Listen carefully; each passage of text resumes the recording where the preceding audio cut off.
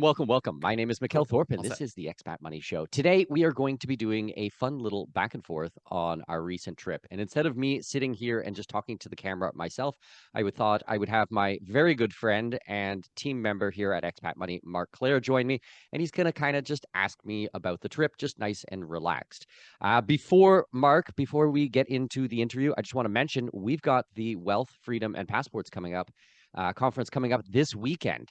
I can't Yes. believe it's here already. This is 6 months worth of work, 7 months worth of work, all coming together this upcoming weekend. So, You could first even of all, say are you years excited? worth of thought. I'm very excited. We've been talking about it probably for several years, doing an in-person event like this. So, for me and you, I think it's very exciting. But yeah, the actual legwork, I could say solid 7 or 8 months building up to this. So I'm really excited. I've loved meeting people in person. Meeting your clients last year at your birthday party was great. So just to have so many people converging for this event, for the whole expat money community to be coming together is super exciting. Yeah, absolutely. And it's going to be neat because we're going to have the photographers and the videographers. So we're going to be able to show everything.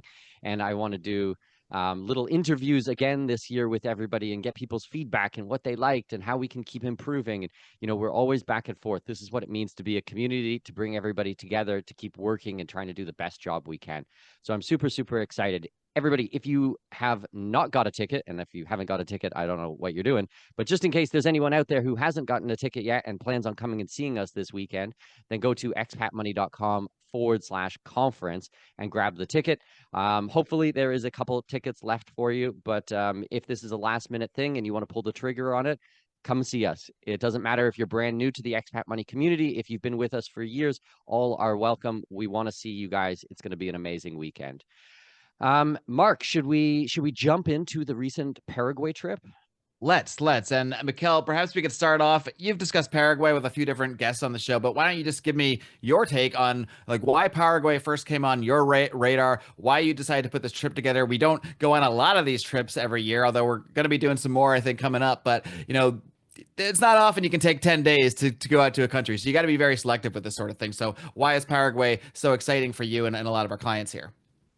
So very good question. So I've been watching Paraguay for a number of years. I've only been participating in Paraguay for about 2 years, but I was on my radar for much longer than that. The first and foremost is that it's a territorial tax country, meaning that any money that is made overseas and you're remitting the money into the country, there's no tax on it. Okay.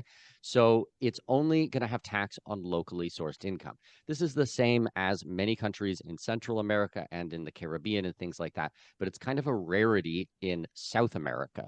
Now, Paraguay is a small, heart-shaped country in the very center of South America. It's no beaches, there's not on the coastline or anything like this. And don't get confused by Uruguay, which kind of has the same name, Uruguay, Paraguay, but they're really very different countries. But Paraguay, as I said, has a very favorable tax system.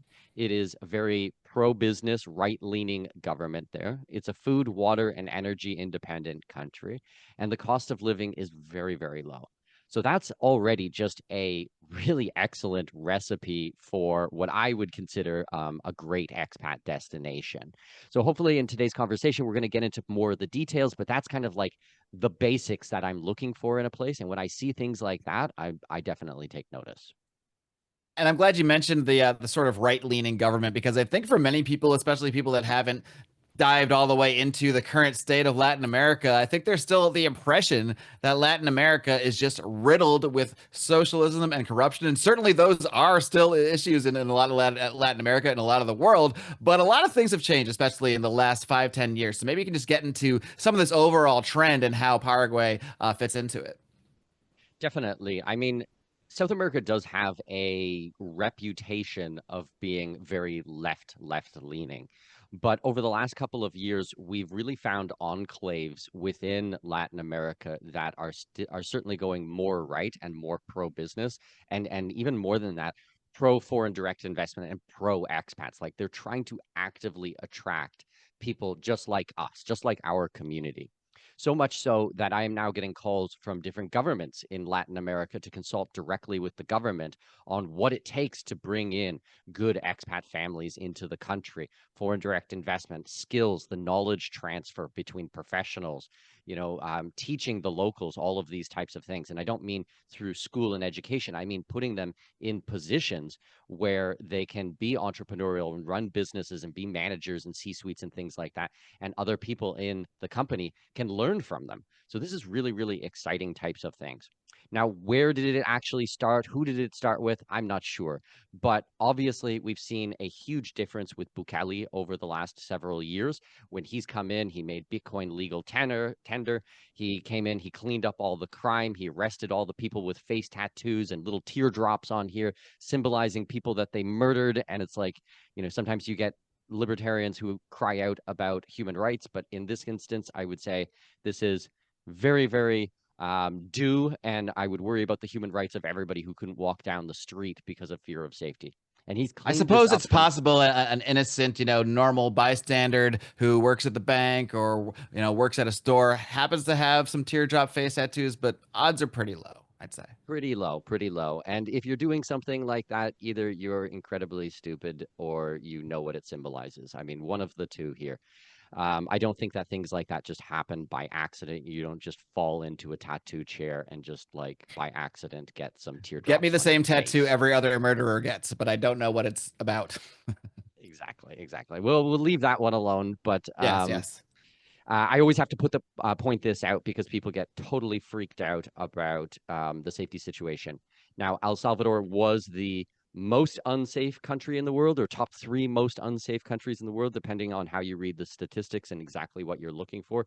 Regardless, it was really not safe. And I went there in about 22 years ago for the very first time, and I saw the lack of safety in the country. And I've now been back there since, and it's just amazing to see the transformation. So obviously, Bukele has had a massive impact on, with these two things. But I think even more exciting from Bukele is that he's asking a lot of questions, and this administration is actively seeking out help from professionals around the world on how to make their country great.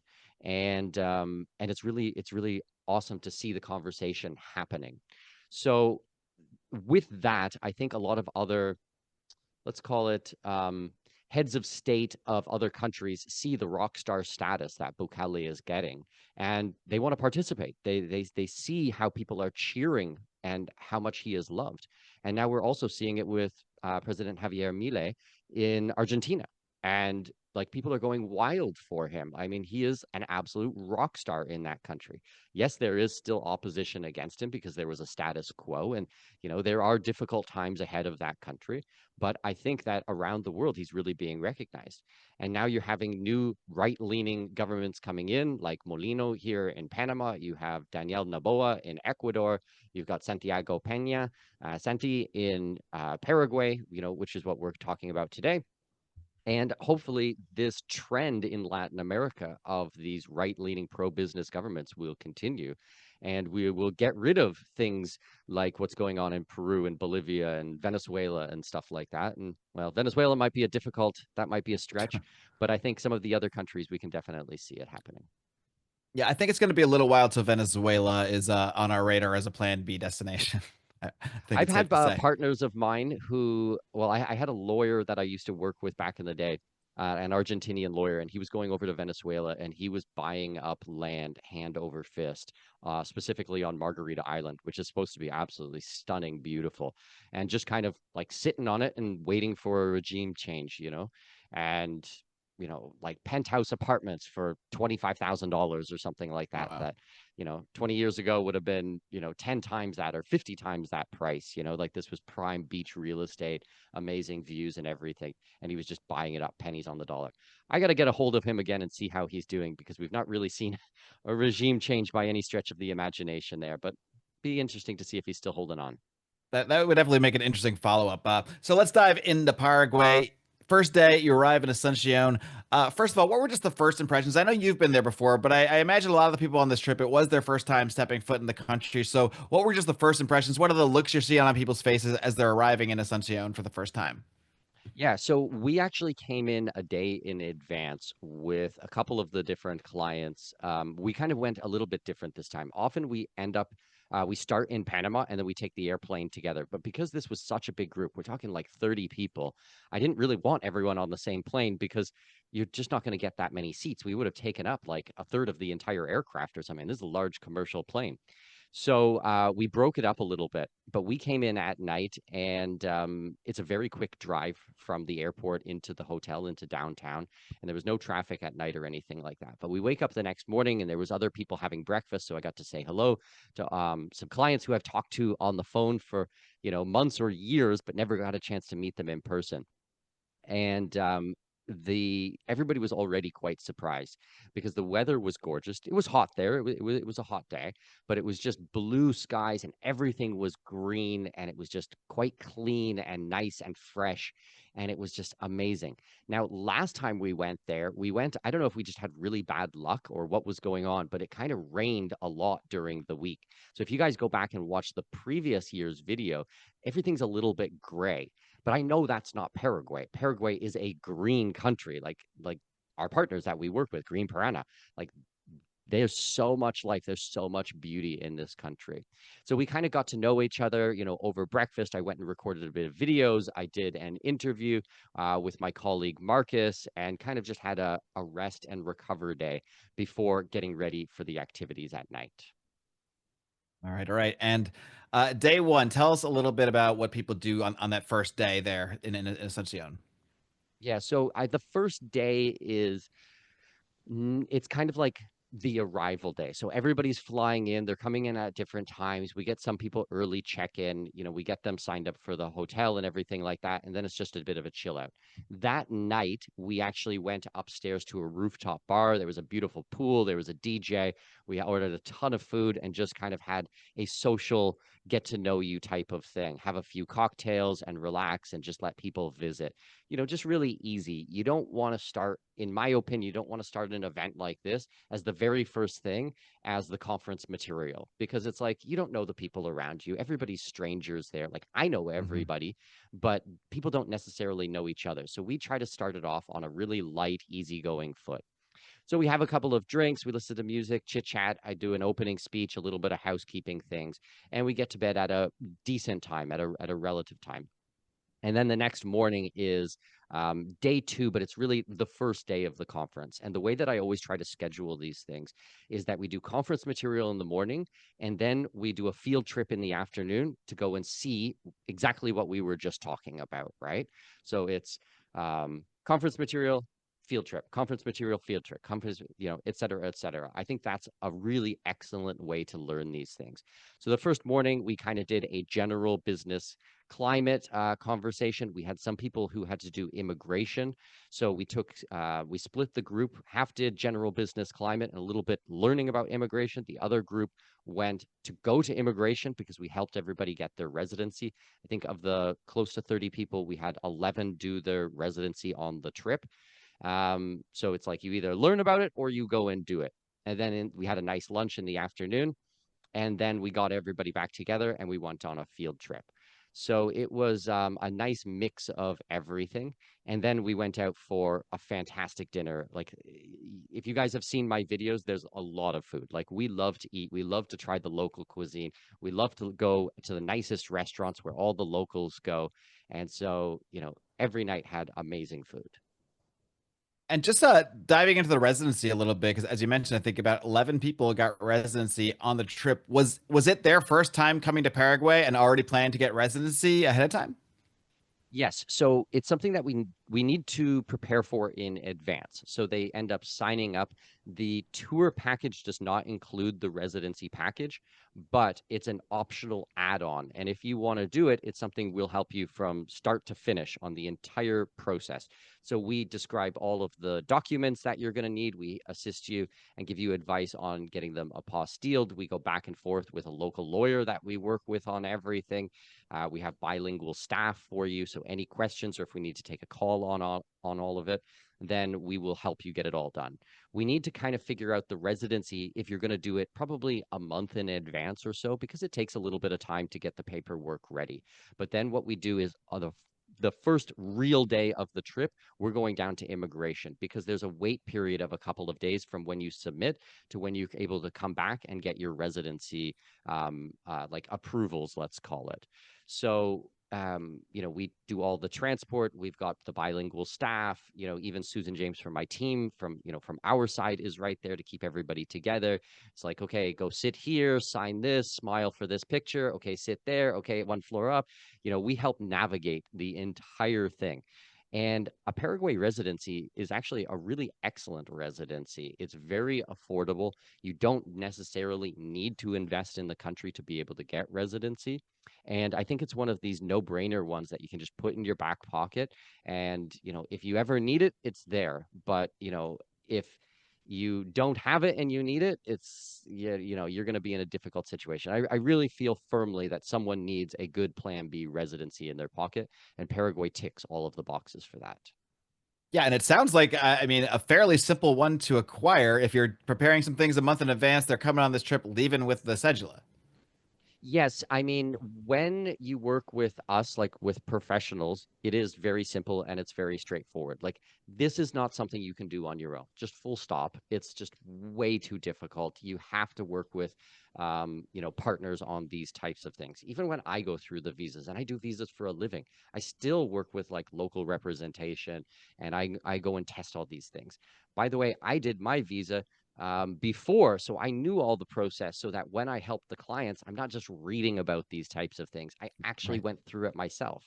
So it's like I don't actually need more residencies and citizenships. I have so many at this point, but I don't care. I do it anyways because that's how I serve my community, is by serving the expat money community, is by trying these things out and not doing it at an armchair level.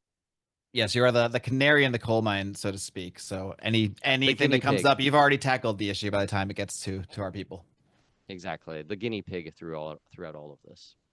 All right, let's take it over to day two. I know you guys learned a little bit about Nueva Asunción. So why don't you tell us a little bit about this sort of a, I guess I don't know if you'd call it a sister city, but this sort of this other area to call it that's kind of coming up called Nueva Asunción. Yes. So Nueva Asunción is like the new Asunción. Nueva is new. So it's a very interesting concept. What happened is Asunción is the capital city and it has this river right in front of it. Now, my colleagues told me that when they arrived into Paraguay 15 years ago, that everybody they would ask, like, what's on the other side of the river? Everyone would say Argentina. Everybody thought that it was Argentina.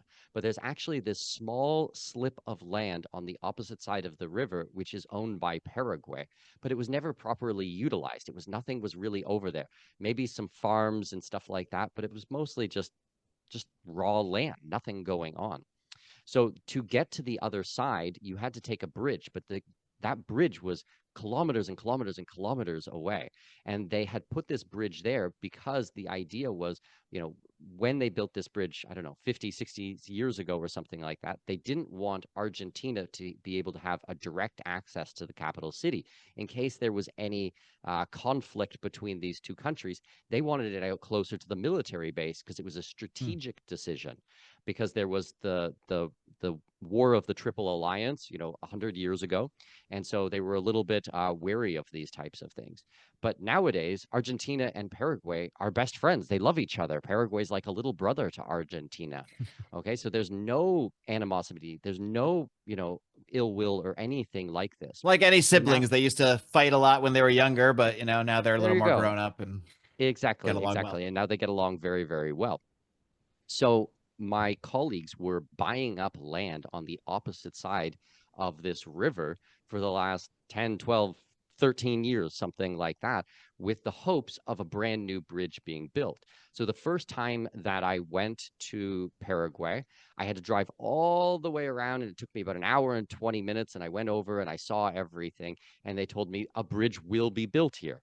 And then the next time I came, the bridge was built. It was, $300 million of infrastructure. Wow. If you can consider the surrounding area and stuff, I'm not talking about this little tiny log, bridge or something. I mean, like, this is like a huge engineering marvel. This is a massive bridge.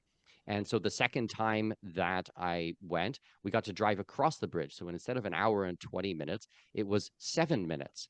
And so when we went over, they said there's going to be all these communities that are going to be built here. And I was like, amazing. And now this time when I come back, we drove across the bridge again. And now the communities are being built over there. You can see they're Wow. filling the land, they're building the walls, all the roads are in, the roundabouts, they're building a gas station, all of these types of things. So step by step by step, everything that they said would happen is happening. And I could see this, I could see exactly what they could see. And I was buying land on the other side with them. So now what you're looking at is a 7-minute drive to go to this area, which is going to be huge residential, lots of different things. There's going to be shopping. They're putting in a new stadium. They're going to put in a football pitch with that's going to hold 22,000 people. There's even rumor that they might put another airport on the other side there. So here's your options as someone who's going to buy a new home, okay? Or maybe you're 30 years old and you're still living with your parents and you're Paraguayan, right? You can buy something on the outskirts of Paraguay, which takes about 2 hours commute to get downtown if that's where you work, or you can travel across the bridge by 7 minutes and it's all brand new and get to work. So imagine 2 hours there, 2 hours back, or 7 minutes there and 7 minutes back. Like it's a complete game changer for all of this. So we were able to buy up land. This is, mostly my private clients, mostly our hub members. By the way, guys, if you want more information about, these types of opportunities that we bring to the community, these are, regular occurrences. We do these things all the time for our clients. You can go to expatmoney.com/membership and sign up for one of our paid memberships on there. And that's when you get access to deals like this. But anyways, we were buying land on the other side for something like $18 per square meter. And on the other Wow. side of the bridge in downtown Asunción, you're looking at around $500 a square meter, $400 to $500 a square meter. Okay. So all we need over the next, call it 10 years, is an evening out of these, right? Take it from $18 to $100 or $180. $180 would still be less than half of what it is 7 minutes away, less than half of what it's 7 minutes away. And that's a 10x return on your money. That's ridiculous. That's like, I've never seen anything like this. That Because you have sounds to like a fairly understand with the modest scenario as well. I mean, exactly, exactly. And so this type of thesis, they were looking around the world to try to find any capital city that had not crossed the river, okay? In Europe, they crossed the river 500 years ago, 700 years ago, right? In the US, 200, 300 years ago. But this is a capital city, and they only crossed the river 1 year ago. That's mental. That is absolutely mental. We couldn't find any other examples like that. The closest one that we could find was in Bolivia. It wasn't a capital city. It was just a tier 2 city. And they crossed the river about 10 years ago. And prices went up roughly 10%, not 10%, 10x. That's 1,000% over those 10 years. And we were looking at Google Earth images from before, during, and now. It's crazy. It's just an explosion of growth. So it's these types of concepts that you're not going to be able to find in Europe. You're not going to be able to find them in the US, but we can find them in a place like Paraguay. That's so exciting. That's so, so exciting. very much so. And yeah, I mean, I think it's good for people to hear this stuff because this is the kind of on the ground research and work you put into finding the best investments. You don't just roll into a country, meet the first guy that's pitching some stuff and partner up with him. I mean, you really do very on the ground research, both with the partners and the actual investments themselves. 100%. I mean, when I first went to Paraguay, I looked at roughly 20 different deals and partners and opportunities. I said no to 18 of them. I think it was like 2021. I said no to like 18 or 19. There was only two things that like really ticked the boxes for what we were looking for. But I went down on my own dime. I spent all like a week down there driving everywhere in the country, like all over the place, Susan and I, and we were doing a scouting tour, just taking a ton of notes. I had gotten introductions from someone that I trust, and he introduced me around to all these people. So it was like all day long, viewing projects, viewing properties, all these things. And before that happened, we were looking at the geopolitics, we were looking at the economics, we were doing a lot of study. Like our company, Mark, we've got around 30 people that work for us. So we've got like analysts and researchers and all these people who help put all these things together so that when I hit the ground, I'm not starting from scratch. I'm not starting from nothing. There's all this other work that's lag work that's already been done.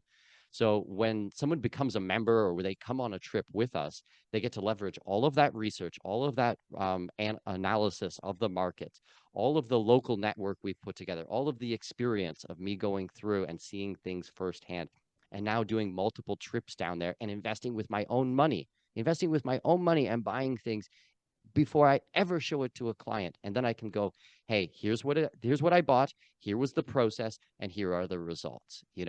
That is, you know, a very large portion of the value proposition that we bring to the table, because I don't know anybody else, like full stop, who is doing anything like this. Like, we're so head and shoulders above our competitors at this point.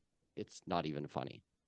Yeah, I mean, it's one of the not to pat ourselves on the back too much, but we have to a little bit. It's one of the things that really struck me about working with you, and when I first started learning about these projects, that you will never bring something to the public that you haven't personally invested your own money in. So you're not just going out there hawking deals for people as some kind of hired gun.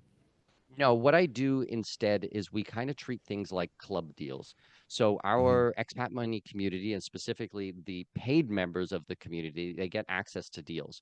So what we're trying to do is invest as a larger group. And because of such, I can negotiate really excellent prices. Mhm. So when I find a partner that I can trust and I like everything, yes, I'm going to invest myself.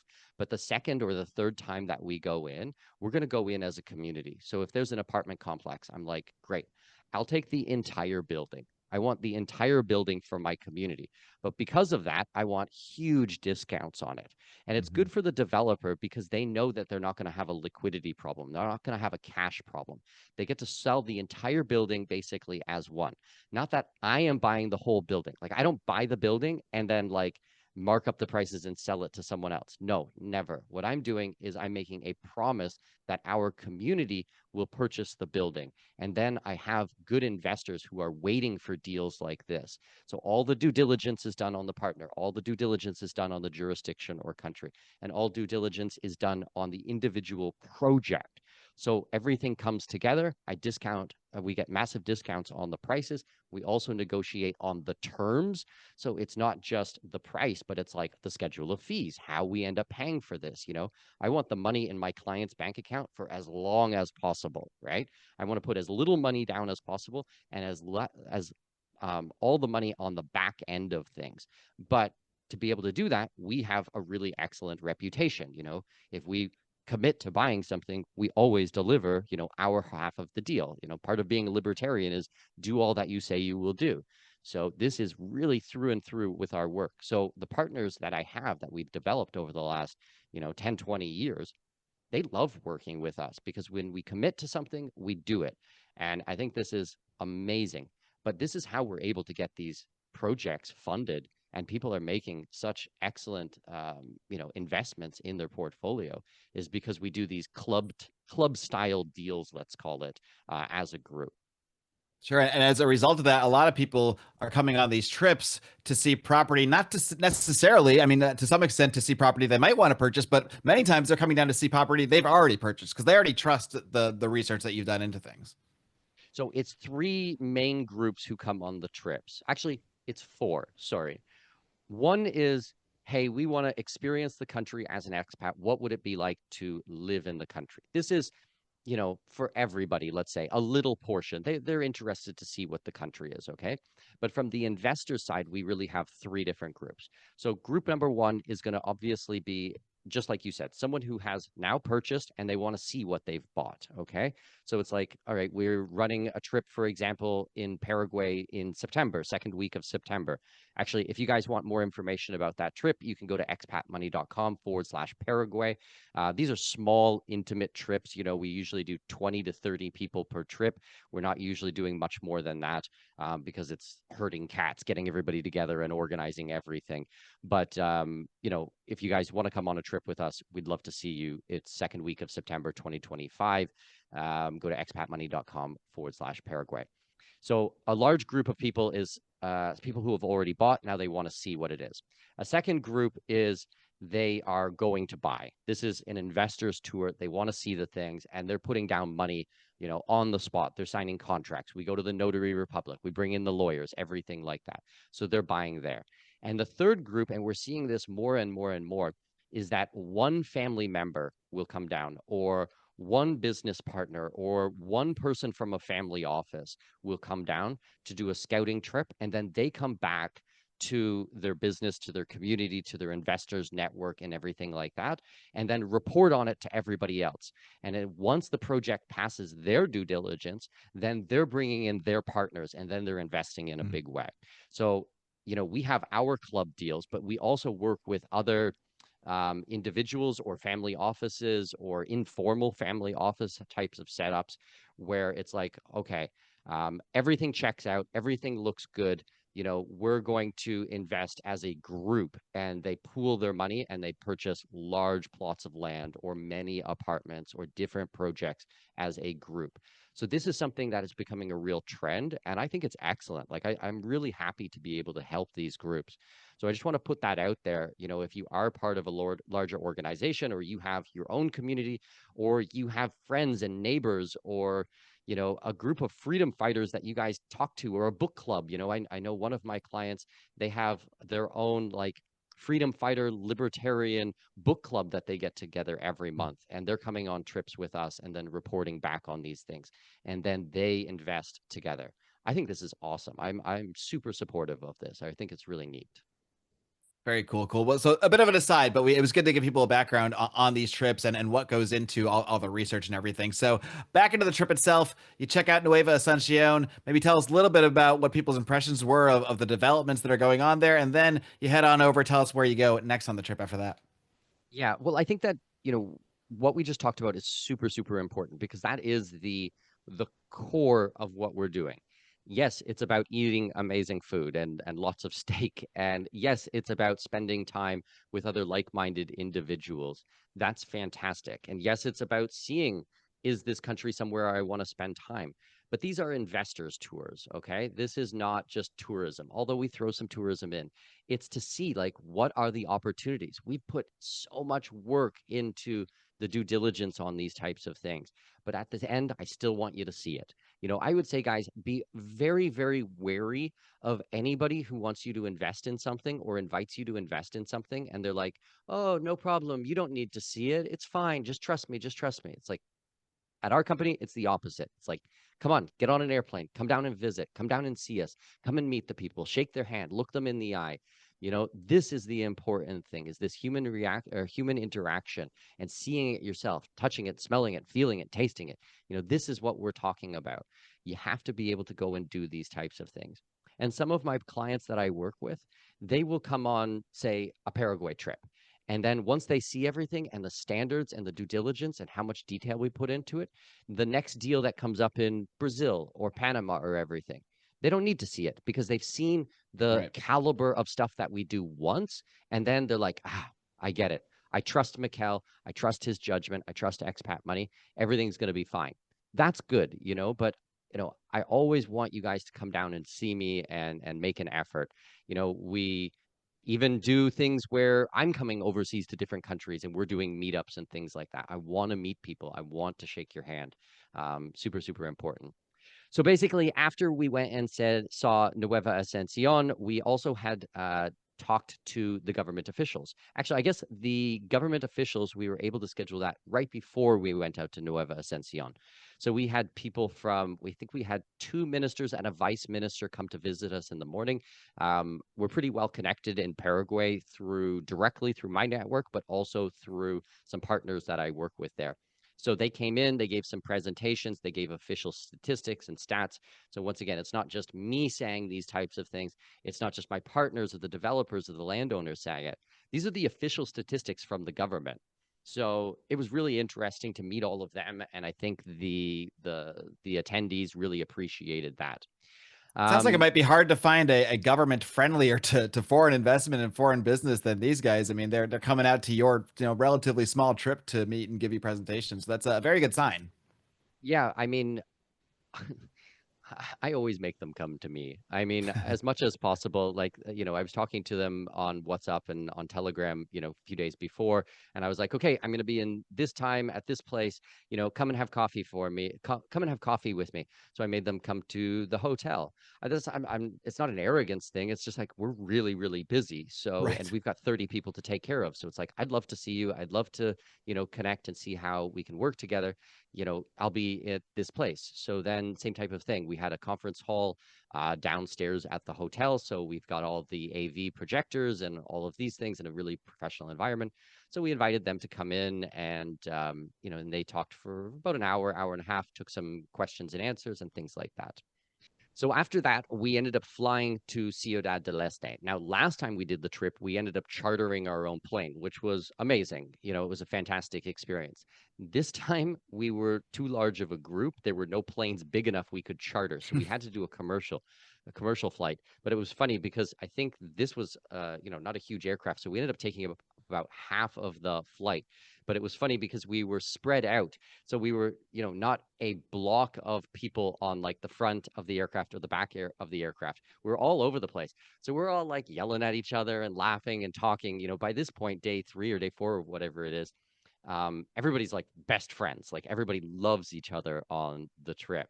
And so we're doing videos of going down the aircraft, like getting high fives from people on like every single row of the aircraft. It was pretty funny.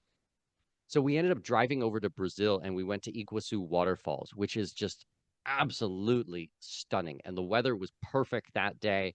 And we do this hike to go down and see the waterfalls. And you're getting the spray, so you've got to bring a change of clothes, but it's just stunning, stunning, stunning, beautiful. In the videos that we do, we actually got to fly the drone. I don't know how we didn't get caught flying the drone over there, but you'll be able to see these waterfalls. This is like I've been to Niagara Falls. I've been to Zambia and Zimbabwe and seen Victoria Falls. This is up there with them, if not even more spectacular, even more beautiful. I've been to Iguazu on the Argentina side, and Okay. it's one of the most spectacular things I've ever seen. I've also been to Niagara Falls, so I do have that point of comparison. I would say it's more spectacular than Niagara Falls. Plus, it's I would nice say weather. So, definitely than Niagara. I haven't been to this falls on the Argentina side. I need to do that for sure. wow, But I've I've been somewhere seen, Mikkel hasn't. I'm impressed. Sort well, of. I've been to Argentina. You've been to a I've just that location. one piece of land of the falls. I'm specifically a few feet where you haven't been. But I Exactly, digress. exactly. But it was amazing. And we show this because we're looking at economic drivers for everything that we do. Well, one of those is tourism. So this Mhm. is just a couple of kilometers away from Ciudad del Este. And being able to drive over there and seeing, a waterfalls like this is like one of the natural wonders of the world, they say. It's just unbelievable. So we got to go and see that. The next day, we went to go and see the Itapu Dam, which is the largest. I can't remember exactly the criteria, but it's more or less the largest hydroelectric dam in the world that's like active, like for amount of energy that it produces. There is a bigger dam, which is the Gorges Dam. I can't remember the name of it right now off the top of my head. In the Three Gorges Dam in China, but it doesn't produce electricity, or if it does, it produces a lot less electricity. I can't remember exactly all of the details from the It's the tour most on efficient dam, it exactly sounds like, too. exactly, and it's been going since for 40 years straight or something like that. So there's the amount of energy that it's produced has been amazing, but whether it's the biggest or the second biggest is kind of a moot point. That doesn't really matter. What matters is that 100% of the electricity in Paraguay is produced by hydroelectric, meaning it Wow. is the only fully Wow. green country in the world for electricity. And I don't say that because I'm some climate alarmist. Actually, I think most of that is a complete scam. But what Of I course. do like it for is it's really, really cheap energy in the country, and they're not going to run out of it ever. So that's fantastic. And get this statistic. Not only do they produce 100% of their own electricity, they also produce 17% of Brazil's electricity. Okay. Wow. So you're Wow. looking at a country with like a huge monster, monster, monster country, and Paraguay produces 17% of theirs. And this was a joint venture type of operation between Brazil and Paraguay. They have the friendship bridge, and they're like, once again, best friends. They love each other, these two countries. So that's really neat to see. And the first thing in my brain is I'm like, let's bring in some Bitcoin miners. I want to get some Bitcoin mining going down there. It's basically free electricity Hmm. around the clock. But we'll work on that in the background. So One after step that, at a we time. one step at a time. So after that, we went and saw the brand new bridge that is being built in Paraguay, in Ciudad del Este. We actually got special permission because it's not even open yet. So we got to run out there and it started raining. So if you see any videos, it rained for maybe an hour or two. I think that was the only time during the week that it rained. But we got to go on this brand new bridge that's all like under construction and things like that and get some good photos. And then we went and visited another waterfall, smaller than the Iguazu waterfalls, but still absolutely beautiful. And we got a private viewing of that, and we had a churrasco style, or like let's call it an asado, a Paraguayan asado outside under the stars, and just open bar and just lots of wine flowing and just everyone laughing right in front of the waterfalls. It was spectacular. I do have to ask, since you've mentioned the asado a few times, I know you've been to a number of countries with excellent meat, Argentina, Uruguay, Brazil, Paraguay. I'm not saying I got to ask you to pick your favorite, but how would you compare the meat that you had in Paraguay to some of these other countries? So it's a difficult question. This one is I know. really, really difficult. They That's all why I'm have here. different methods of cooking. And Mm. I mean, the quality of beef is fantastic in all of the countries. We're talking about the southern cone of South America. So we're talking southern Brazil, Argentina, Uruguay, and Paraguay. This is kind of the region that we're talking about for meat.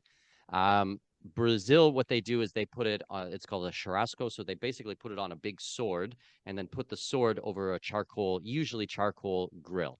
I love this. Then they come to the table and they carve the meat in front of you.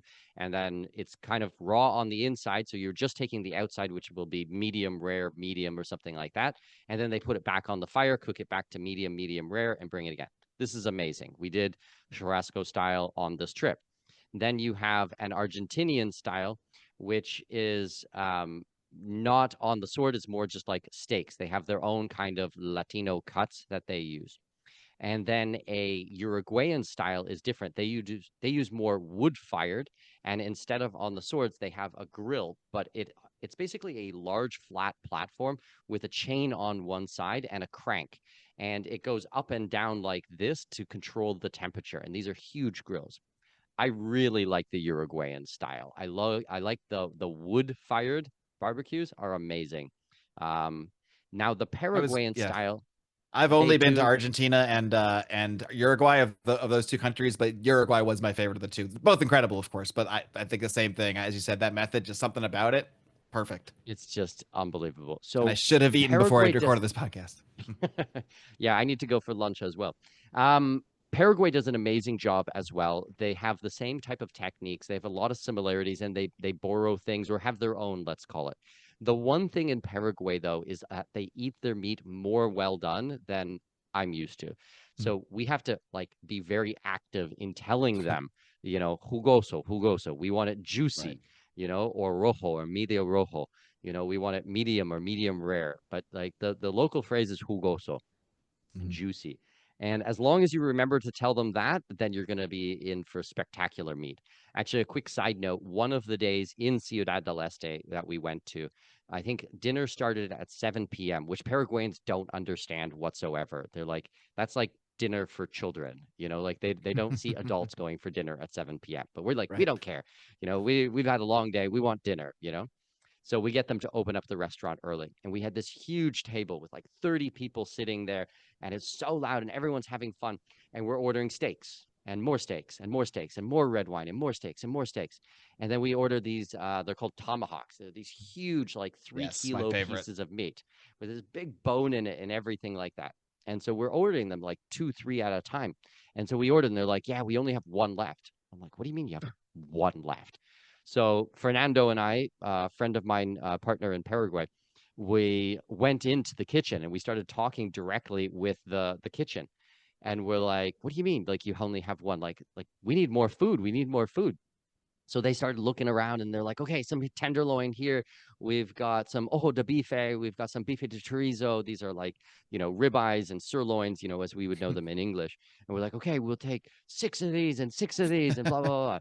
Long story short, we were there until about midnight, continuing. We're Wow. still ordering steak at midnight. I think we did the math, and it was like each person at the table, on average, obviously some had a little bit more, some had a little bit less, was about 600 grams of beef per person. So that's like, I don't know, A well lot. over yeah, that's like close to 2 pounds of It's a nice prime meal, that's for sure. Wow. beef. Like, and this is not farm raised. There's no corn. There's no Hmm. force feeding. There's no antibiotics. This is grass fed, natural, like the best quality meat. And like, I almost rolled out of there. I was so big by the end of it. But I really take care of everybody. We have lots of asados, lots of barbecues with the clients on these trips, and it was so much fun. And we just talked and talked and talked for hours. But yeah, it was just a great experience, especially in Ciudad. Well, Asunción, yes. Ciudad del Este, definitely. Like, I love these places so much. All right, Mikkel, well, I think that about sums up the trip. Anything else you want to tell us about how you wrapped it up and people's thoughts as they were leaving and that sort of thing?